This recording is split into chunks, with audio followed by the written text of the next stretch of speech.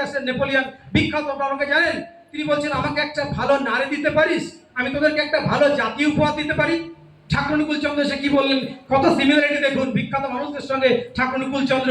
তিনি এসে বললেন নারী হতে জন্মে জাতি, নারী সমাজ ও রাষ্ট্রের থাকি।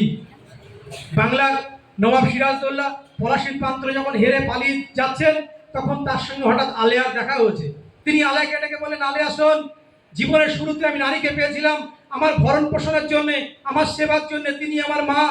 যৌবনের শুরুতে নারীকে পেয়েছিলাম আমার যৌবনের খিদে মেটানোর জন্য, তিনি আমার স্ত্রী।